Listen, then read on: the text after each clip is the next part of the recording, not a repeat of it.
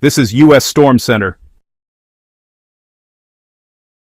A deadly and wide-ranging severe weather outbreak is underway across the central United States, and the threat is far from over. Multiple tornadoes have already been confirmed across Oklahoma and Kansas over the past 48 hours, with fatalities and injuries reported in several communities.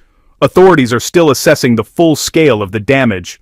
The outbreak began Thursday night when a tornado struck near Fairview, in Major County, Oklahoma.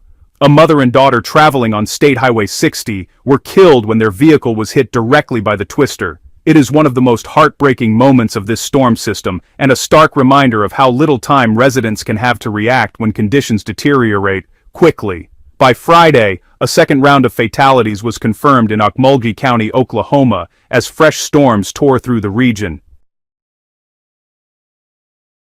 In southwestern Michigan, powerful tornadoes caused widespread destruction across Branch, Cass, and St. Joseph counties, killing at least 4 people in and around Union City. The State Emergency Operations Center was activated as rescue teams moved in. In all, at least 8 people have lost their lives across the central U.S. in this outbreak.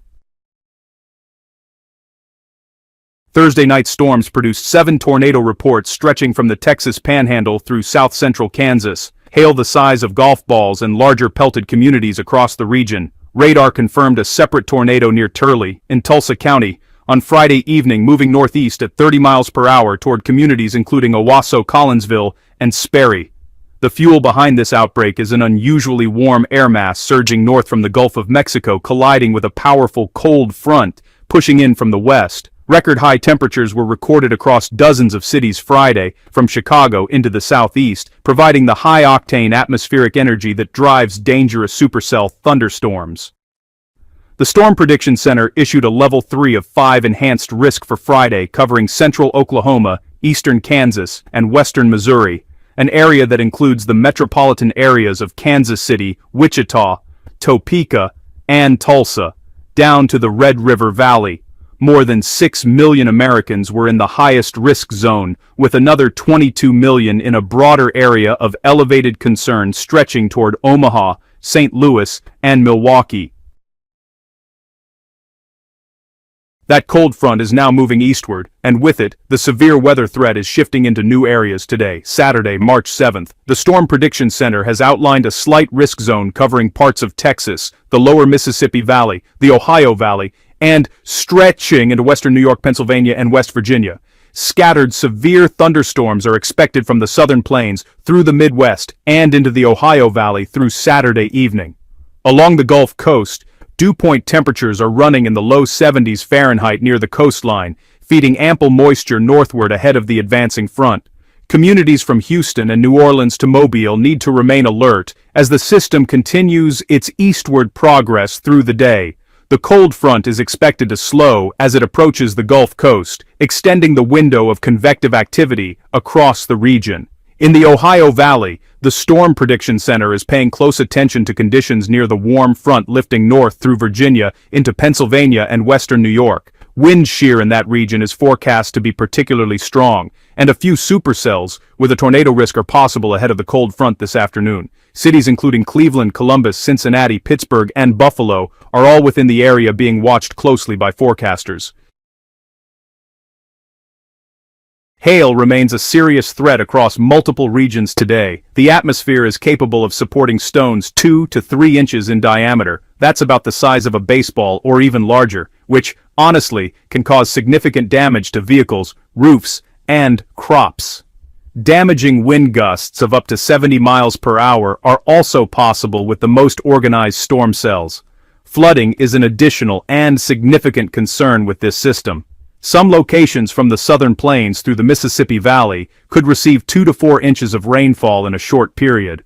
The Weather Prediction Center has highlighted a slight risk of excessive rainfall across portions of the lower Mississippi Valley, including the Arc Latex region. Major flooding is already ongoing along the East Fork White River in Indiana, where water levels are approaching near-record heights. Motorists are urged never to attempt crossing flooded roads. The depth of floodwater is impossible to judge from a vehicle, and the roadway itself may be compromised. Turn around. Do not drive through flooded roads under any circumstances. Overnight storms continue to pose a distinct danger. A squall line moving through the Midwest after dark can produce widespread damaging winds and embedded tornadoes that are significantly harder to detect visually. Those living in the affected areas should ensure that a weather radio is switched on and set to alert them during overnight hours. Waiting to hear outdoor sirens before taking action is not a reliable safety strategy, particularly for those who are asleep. Anyone in an active warning area should move immediately to the lowest floor of a sturdy building, away from windows in an interior room. Those in mobile homes or manufactured housing must evacuate to a nearby solid structure. Mobile homes offer no meaningful protection against tornadoes regardless of wind speed. If you are driving and a tornado is confirmed nearby, seek the nearest solid building immediately. Overpasses offer no shelter and are actively dangerous during a tornado. Looking beyond this weekend, a significant pattern shift is expected next week. Arctic air will push south behind this storm system, bringing temperatures down sharply across much of the central and eastern United States. The European weather model is indicating the potential for a notable winter storm targeting the mid-Atlantic and northeast regions during the middle to latter part of next week. Cities such as New York, Philadelphia, Boston, and Washington, D.C. may see significant snowfall after a week of unseasonably warm spring-like conditions. Forecasters will be refining those details in the coming days. This outbreak marks what many meteorologists are describing as the first major severe weather event of the 2026 spring season. Historically, tornado activity peaks in May and early June across the Central Plains, but March events of this magnitude are not unprecedented and serve as a clear signal that residents across Tornado Alley and the broader Midwest should ensure their emergency preparedness plans are current and ready to act on. That means identifying a safe shelter location in advance, keeping a charged phone and a battery-powered weather radio on hand, and knowing the difference between a tornado watch and a tornado warning. U.S. Storm Center will continue to monitor this developing situation and report on conditions as they evolve. All information in this report is sourced from the National Weather Service, the NOAA Storm Prediction Center, and the